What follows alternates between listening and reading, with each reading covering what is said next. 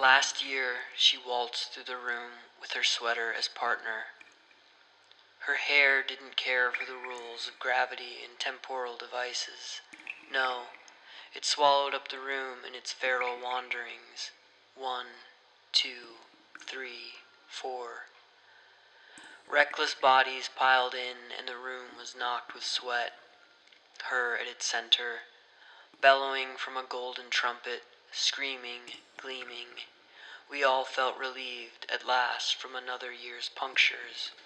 The drunken carriers-on carried themselves down in shriveled-up shapes and were smoothed out by the rolling, roiling, boiling beats manifest through the fixtures. Hopping unified from one ledge to the next, our suicidal passions unfucked the memories of Aprils and Julys with their oppressive furnishings of spring and summer rains. Unabashed clamorings and gestures grew like willow trees, appeared like oaks, appeared like regal monoliths. There was no slipping from dream to waking, walking, dancing. No, we were unfurled, emboldened enemies whose eyes marked the gate, whose legs leapt the barbed wire, whose fingers pulled the triggers, whose smiles were once wicked were now turned into jubilant shared stories, shared kisses. We wore crimson, earthy tones and stripped our others bare and bore the burden of the winter's wind and watched in effigy alight and listened to the cursing neighbors whose own children tore the house apart in search of something to parch the dismal New Year's blues. We took in the last bird songs, those frightened, hollowed friends who had been left in the nest, whose bones could not fly, whose melody was pain.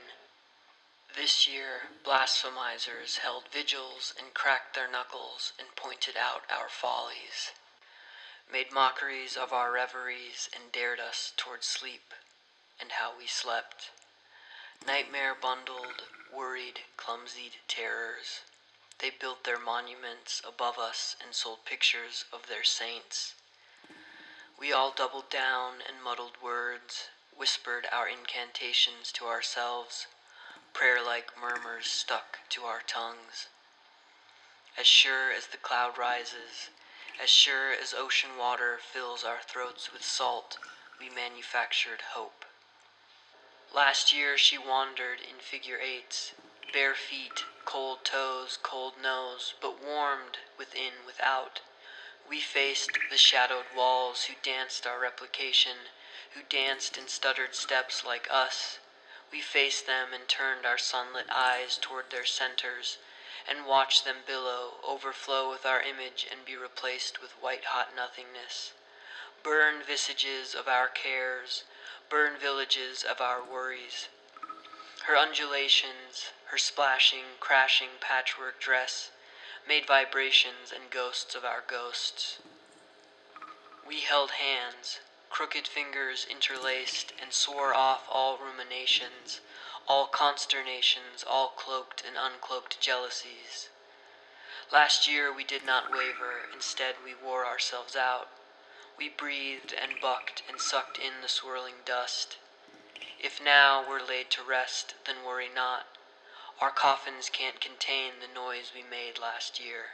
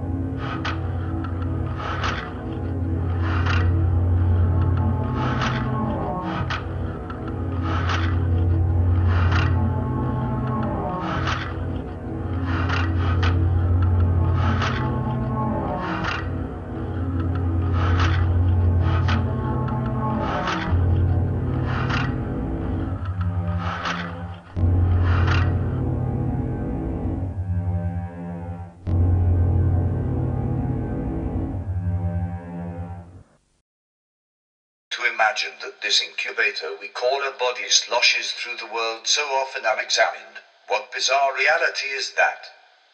Bipedal hominin projected forward by way of concentrated force. One foot follows the next in a drag, in a stuttered out-of-control hop. And our faces, mine, how much of them are real? If I saw a rock in the desert with the same allotment of holes, laying in the sand, would I not pass it without a second thought? And yet, in the world, I often see faces that are so perfectly aligned, so blessedly constructed that my mind can do nothing but stand transfixed in pure awe. The eye holes for God's sake, poked into our lower foreheads and filled with camera equipment sending messages to the mess of grey beyond it. Holes. For fuck's sake, if you aren't completely and totally disturbed by the evolutionary missteps of our image, the absurdity of human teeth. Porcelain dice tossed into a gaping, muscle-filled concoction, only to be pulled out one by one in our infancy. Those brittle objects that if found in any other meaty substance you'd be filled full of abject terror. Imagine, just fucking imagine, that you purchase a lump of ground beef, which is a whole other insanity. Imagine you're working salts and garlics into the slimy mess of some other's death, and you find something shaped like a fingernail, or as hard as a tooth. Would you not be put into an overflow? Would you not run from the room swearing vengeance against a god that would make such terrible creative moves? And now, I'm confronted with the ugly truth. I am a head. I am a teetering, tottering, disgusting, inhumane human. I first realized this in my adolescence. At a party for neighboring kindergartners' birthdays we sang the song, they blew out the candles and I floated above it all, metaphorically of course. I stared down from the rafters as the children, myself included, threw water balloons.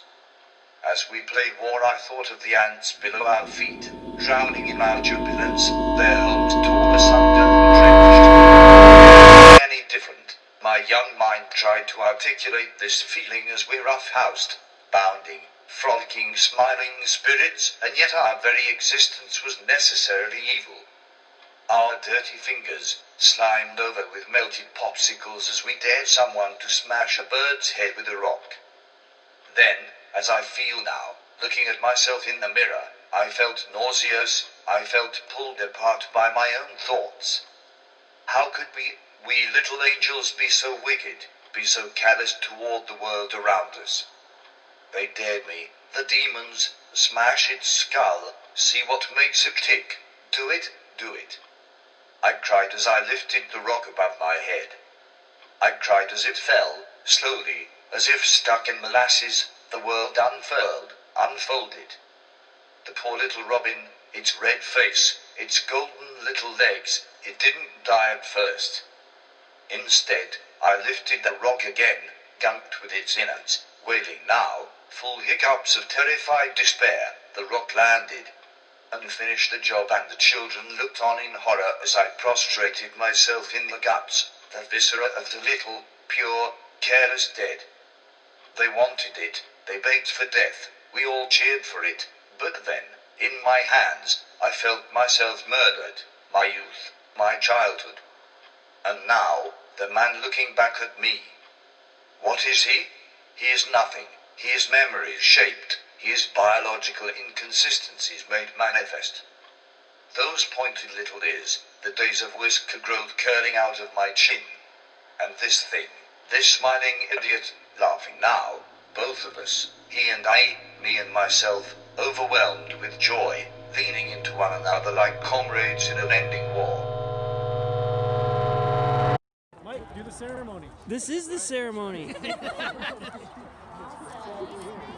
Yeah, get up near that.